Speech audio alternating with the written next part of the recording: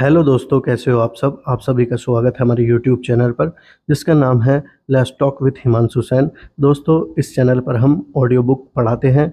Audio book का नाम है हमारा रामशरण शर्मा, भारत का प्राचीन इतिहास। और इसके हम 6 चैप्टर कंप्लीट कर चुके हैं। 7वां चैप्टर हम इस ऑडियो बुक में पढ़ाने वाले हैं। 7वां चैप्टर है हमारा मानव विकास पूरा पाषाण युग। और पहली ही हेडिंग है हमारा मानव के अफ्रीकी पूर्वज। पृथ्वी 4600 मिलियन वर्ष पुरानी है। इस धरती के भूपटल के विकास का 4 चरण है। चौथे चरण को चतुर्भाग क्वाटरनरी कहा जाता है।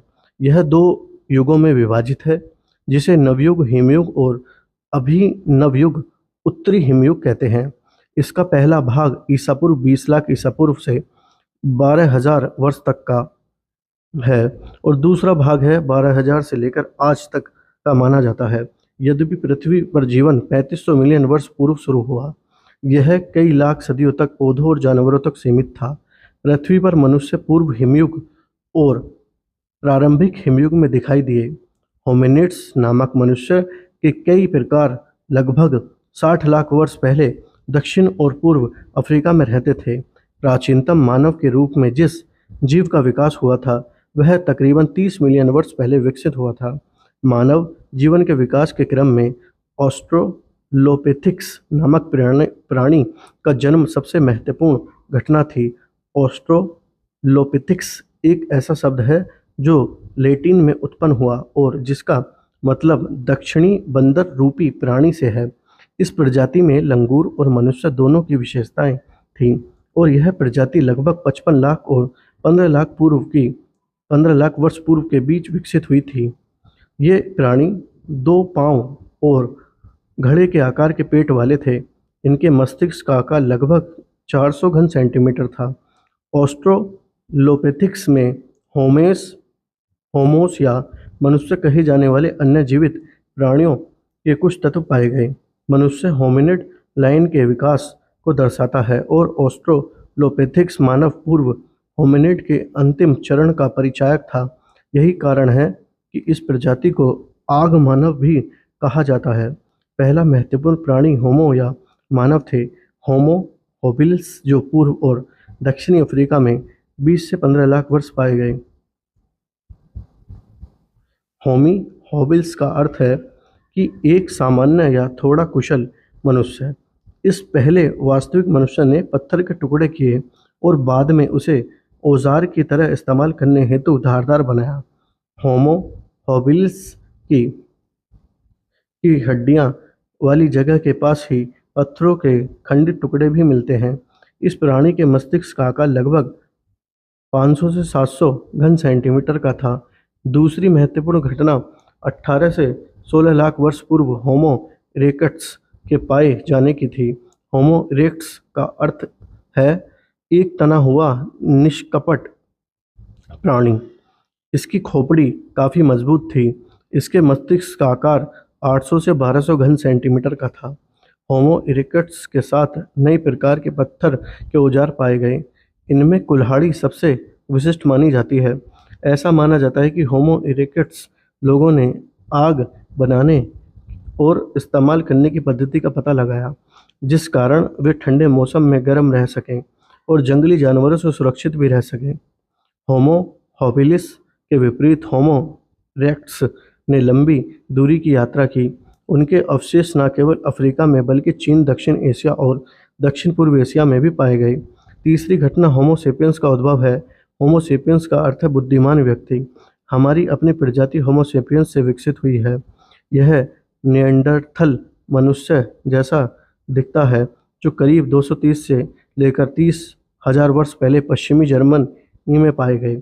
इसका शरीर और सिर बहुत छोटा था, लेकिन इसका मस्तिष्क 1200 से 1800 घन सेंटीमीटर मापा गया।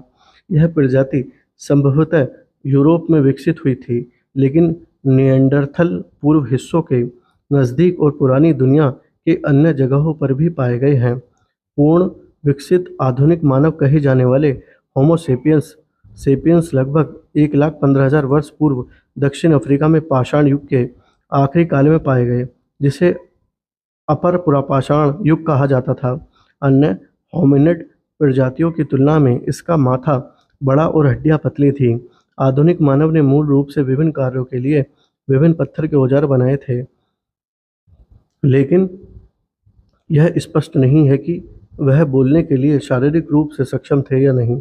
हाल तक यह सोचा जाता था कि भाषा ईसा पूर्व 35,000 के आसपास उत्पन्न हुई थी, लेकिन अब यह तिथि 50,000 तक मानी गई है। हालांकि होमो सेपियंस में 1200 से 2000 घन सेंटीमीटर तक का एक बड़ा गोल मस्तिष्क था। इसने आधुनिक मानव को अधिक प्रभावी ढंग से कार्य करने में सक्षम बनाया और उसे पर्यावरण को अपने अनुरूप बनाने में सक्षम बनाया। दोस्तों, पेज नंबर 51 है और नई हेडिंग है हमारा भारत के प्रारंभिक मानव। इस उपमहाद्वीप में मानव विकास से संबंधित कुछ एक जीवाश्म ही पाए गए हैं। हालांकि कुछ प्राचीनतम खोपड़ी के जीवाश्म भारत और पाकिस्तान तक फैली शिवालिक की पहाड़ियों में पाए गए हैं। ये खोपड़ियाँ पोतवर, पठार और पाकिस्तान के पंजाब प्रांत में बलुआ पत्थर पर पाई गई हैं। इन खोपड़ियों को राम पिथिक्स और शिव पिथिक्स कहा जाता है। ऐसा माना जाता है कि उनमें होमिनिड की विशेषताएं हैं, हालांकि वे लंगूर जैसे जीव को ही प्रदर्शित करते हैं। राम पिथिक्स महिलाएं थीं, लेकिन दोनों एक ही समूह के थे। इस समूह में जुड़े हुए उनके पूर्वज प्रतिनिधि मिस्र में 10 मिलियन या 1 करोड़ वर्ष पहले पाए गए हैं। यह रामपिथिक्स और शिवपिथिक्स के काल निर्धारण का एक आधार हो सकता है, लेकिन इन खोपड़ियों को 22 लाख वर्ष पुराना माना जाता है। किसी रूप में इससे यह पता नहीं चलता कि यह प्रजाति उपमहाद्वीप के अन्य हिस्सों में फैली। पेज नंबर 52 है हमारा और आगे बढ़ते हैं। ऐसा प्रतीत होता है कि उपमहाद्वीप में शिवालिक श्रेणी के होमिनिड का विकास रुक गया। अंततः यह प्रजाति विलुप्त हो गई। फिर भी सन 1982 में मध्य प्रदेश के हथनोरा के नर्मदा की मध्य घाटी में लगभग पूर्ण होमिनिड खोपड़ियों की खोज की गई थी। इस जीवाश्म की खोपड़ी को होमो इरेक्टस या निष्कपट मानव कहा जाता था, लेकिन अब इसे प्राचीन होमो सेपियंस के रूप में मान्यता प्राप्त है। अब तक इस उपमहाद्वीप में होमो सेपियंस के अवशेष कहीं नहीं मिले हैं। हालांकि होमो सेपियंस नामक एक पूर्ण आधुनिक मनुष्य का अवशेष श्रीलंका में मिला है। इस जगह को पाहियान कहा जाता है। इसके आसपास पाए गए जीवाश्म 34,000 वर्ष पुराने हैं। यह शिकार करने वाला और घुमंतु जिंदगी वाला था, जिसे श्रीलंका में उत्तर नवयुग और पूर्व अभिनव युग पाया जाता है। भारतीय उपमहाद्वीप में फाहियान गुफा हजारों वर्ष पुरानी है। आधुनिक मनुष्य को 34,000 वर्ष पुराना माना जाता है। सभी अध्ययनों के उपरांत ऐसा लगता है कि प्राचीनतम आधुनिक मानव करीब 50,000 वर्ष पहले तटीय प्रवास के कारण अफ्रीका से दक्षिण होते हुए भारत पहुंचे थे। वे उत्तर से नहीं आए थे। नई हेडिंग हमारा पुरापाषाण युग के चरण। लोगों द्वारा इस्तेमाल किए जाने वाले पत्थर के औजारों और जलवायु परिवर्तन की प्रकृति के अनुसार भारत में पुरापाषाण युग 3 चरणों में विभाजित है। पहले चरण को प्राचीन या लोअर पुरापाषाण युग, दूसरा मध्य पुरापाषाण युग और तीसरा पुरापाषाण युग कहा जाता है।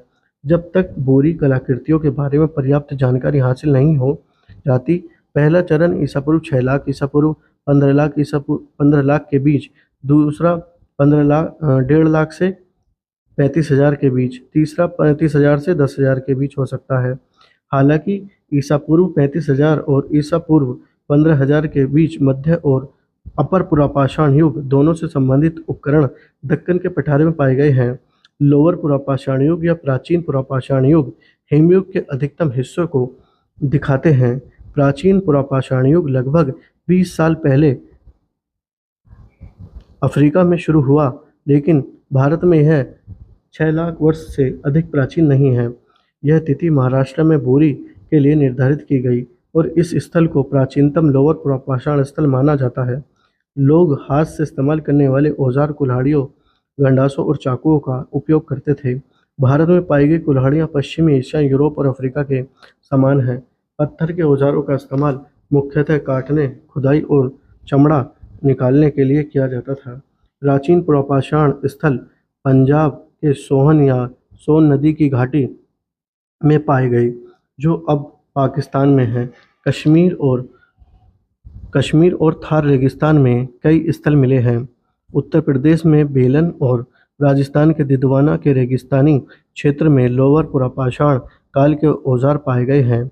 दिदवाना से न केवल लोअर पुरापाषाण बल्कि मध्य और ऊपरी पुरापाषाण युग के भी औजार प्राप्त हुए हैं। महाराष्ट्र में चिरकी नेवासा में 2000 से अधिक औजार मिले हैं और ऐसे ही औजार दक्षिण में भी कई जगह पर पाए गए हैं। आंध्र प्रदेश में नागार्जुन कोंडा एक महत्वपूर्ण स्थल है और भोपाल के पास भीमबेटका की गुफाओं और चट्टानी आश्रय भी लोअर पुरापाषाण युग की विशेषताएं दर्शाता है।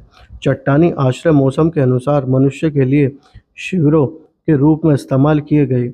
जब जलवायु कम आर्द्र हो गई तब द्वितीय हिमालय अंततः हिमाच्छादन काल के जमाव में हाथ की कुल्हाड़ी पाई गई है।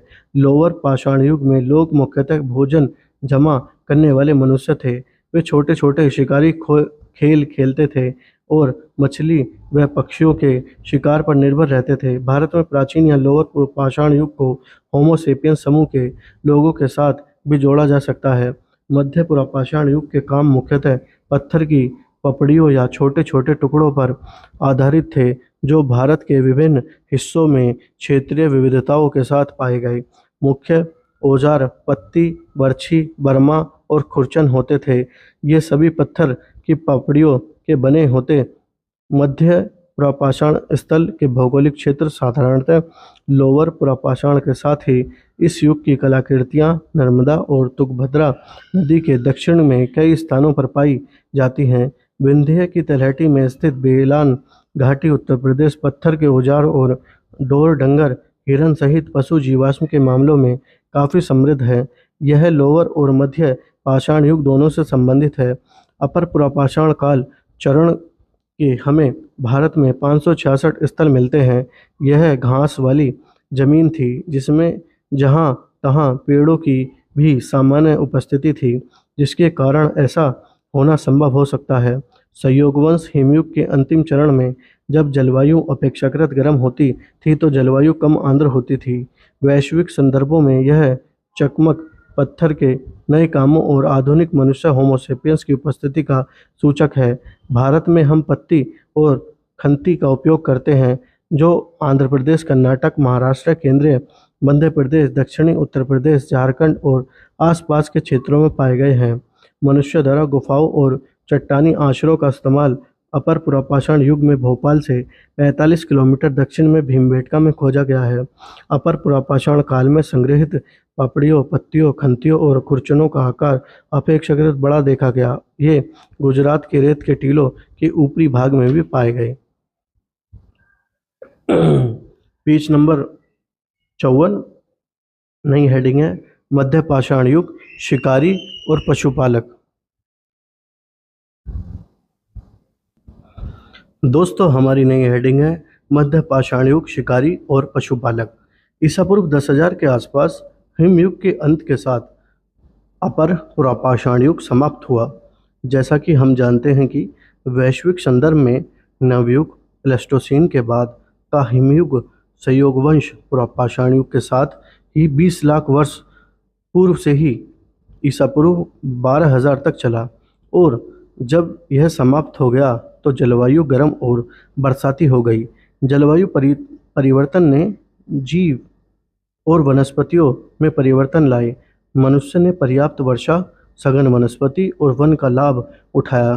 तब से जलवायु परिवर्तन में कोई बड़ा बदलाव नहीं हुआ है। ईसा पूर्व 9000 में पाषाण युग संस्कृतियों में एक मध्यवर्ती चरण शुरू हुआ जिसे मध्य पाषाण युग कहा जाता है। यह पुरापाषाण और नवपाषाण या नए पत्थर युग के बीच एक संक्रमणकालीन चरण के रूप में जाना जाता है। मध्य पाषाण युग के लोग शिकार करते, मछली पकड़ते और भोजन एकत्रित करते थे। बाद के चरण में वे पशुपालन भी करने लगे। पहले 3 कामों में पुरापाषाणकालीन जीवन शैली ही जारी रही, जबकि इसके अंत में नवपाषाण संस्कृति विकसित हुई। इस प्रकार मध्य पाषाण युग वह संक्रमण काल बना जो पशुपालन आधारित जीवन यापन के साथ मध्य पाषाण युग के पहले चरण को भी दर्शाता है। मध्य पाषाण युग के विशेष औजार माइक्रोलिथिक्स या छोटे हैं। मध्य पाषाणीय स्थल राजस्थान, दक्षिण उत्तर प्रदेश, मध्य और पूर्व भारत में कृष्णा नदी के दक्षिण में भी है। उनमें से राजस्थान के बागोर में अच्छी खुदाई की गई। इसकी विशिष्टता छोटे औजारों की है और यहाँ के रहवासी शिकार और पशुपालन ने से अपनी आजीविका चलाते थे। ईसा पूर्व 5 मिलियन से 5000 ईसा पूर्व तक ऐसे स्थलों का अस्तित्व बना रहा। भारतीय उपमहाद्वीप में मध्य प्रदेश के आदमगढ़ और राजस्थान के बागोर में पशुपालन का सबसे पहला प्रमाण मिलता है। यह ईसा पूर्व 5000 के आसपास का हो सकता है। अध्ययन के जरिए यह पता चलता है कि राजस्थान में ईसा पूर्व 7000 से 6000 के आसपास खेती का अनुमान लगाया जाता है, जो कि खारे पानी के झील बनने और सांभर के एकत्रित होने से पहले का है। अभी तक मध्य पाषाण युग की कुछ एक खोजों का ही वैज्ञानिक रूप से तिथि निर्धारण हो पाया है। मध्य पाषाण संस्कृति ईसा पूर्व 9000 से ईसा पूर्व 4000 तक महत्वपूर्ण रही और निसंदेह नवपाषाण संस्कृतियों के उदय के लिए मार्ग प्रशस्त हुआ। दोस्तों, अब आते हैं हम नई हेडिंग पर, जो है पुरापाषाण युग में कला। पुरापाषाण और मध्य पाषाण युग के लोग चित्रकला का अभ्यास करते थे। प्रागैतिहासिक कला कई स्थानों पर दिखाई देती है, लेकिन मध्य प्रदेश में भीमबेटका एक आश्चर्यजनक स्थल है। भोपाल के 45 किलोमीटर दक्षिण में विंध्य पर्वत में स्थित 10 वर्ग किलोमीटर के क्षेत्र में 50 से अधिक चित्रित चट्टानी आश्रय हैं। भीमबेटका में रॉक पेंटिंग अपर पुरापाषाण से लेकर मध्य पुरापाषाण युग तक और कुछ श्रृंखलाओं में वर्तमान का भी चित्रण है। हालांकि चट्टानी आश्रयों की एक बड़ी संख्या मध्य पाषाण युग के कार्यों से जुड़ी हुई है। इनमें कई पक्षियों, पशुओं और मनुष्य का चित्रण है और जाहिर है कि इन चित्रों में मौजूद अधिकांश पक्षियों और पशुओं का शिकार जीवन निर्वाह के लिए किया गया जाता था। अनाज पर बैठने वाले पक्षी शुरुआती चित्रों में नहीं हैं। ये चित्र स्पष्ट रूप से शिकार, संचय, अर्थव्यवस्था से संबंधित हैं। अपर पुरापाषाण युग के लोगों ने कलाकारी क्यों की? यह तर्क दिया जाता है कि वे ऐसी कला की खातिर करते थे। हालांकि मानव इतिहास के प्रारंभिक चरण के लिहाज से यह तर्क बहुत बनावटी सा लगता है। यह भी कहा जाता है कि उन्होंने सामाजिक संघर्ष से उबरने के लिए कला और इन प्रथाओं को अपनाया। यह जटिल सामाजिक संरचनाओं पर लागू हो सकता है जो गंभीर सामाजिक भेदभाव से ग्रस्त हो। अपर पुरापाषाण समाज में ऐसी स्थिति नहीं थी। किसी भी हालात में लोगों को उन पर नियंत्रण सुनिश्चित करने के लिए विभिन्न जंगली जानवरों को दर्शाया गया, क्योंकि शिकार उनकी आजीविका का प्रमुख साधन था। यद्यपि हम यहाँ कुछ पुरुष और महिलाओं के चित्र पाते हैं, इनमें विभिन्न प्रकार के जानवरों को बार बार देखा जा सकता था। शिकार के संदर्भ में पशु चित्रण प्रथा वास्तविक थी। हड़प्पा के संदर्भ में पशु चित्र पारंपरिक हो जाते हैं। हालांकि लोग मुख्यतः कृषि पर निर्भर रहते थे। हड़प्पा की मोहरों पर जानवरों के चित्र दर्शाए जाते थे। प्रारंभिक मानव संगठन, मनुष्य सामाजिक रूप से कैसे संगठित हुए? ये हमारा नई हेडिंग है, जो पेज नंबर 55 पर है। मनुष्य सामाजिक रूप से कैसे संगठित हुए? उनका किसी टोली या टोली पूर्व समाज में रहना स्पष्ट नहीं है। शिकार के लिए टोली बनाई गई होगी और जिसकी अधिकतम संख्या 25 ही हो सकती है। परस्पर सहायता के लिए विभिन्न टोलियों के बीच एक गठबंधन हो सकता था और इस तरह के बड़े समूह की संख्या 500 से ज़्यादा नहीं हो पाती। इन गठजोड़ों की पुष्टि के लिए कुछ अनुष्ठान आयोजित होते होंगे। आखिरकार यह टोली एक विजातीय वैवाहिक समूह में तब्दील हो गई, जिसे नवपाषाण काल में कबीला कहा जाता था। एक कबीले के सदस्य हमेशा कबीले से बाहर शादी करते थे, लेकिन इन टोलियों ने आपसी सहायता के लिए संबंध स्थापित किए थे। अपर पुरापाषाण चरण में एक टोली के सदस्य शिकार और भोजन को समाज में एकत्रित कर वापस में बांटकर उपयोग करते थे। टोली का निर्माण या टोलियों के समूहों को अपर पुरापाषाण काल में विकसित हुई भाषा के उपयोग से सहायता मिली होगी और लोगों के साथ मिलकर रहने में संचार ने एक महत्वपूर्ण भूमिका निभाई होगी। दोस्तों, ये हमारा चैप्टर यहीं समाप्त होता है, जो था चैप्टर नंबर 7। दोस्तों, आपको ये वीडियो कैसी लगी? अगर वीडियो अच्छी लगी हो तो लाइक सब्सक्राइब ज़रूर करें और इस ऑडियो बुक को प्यार ज़रूर दें। Thank you very much.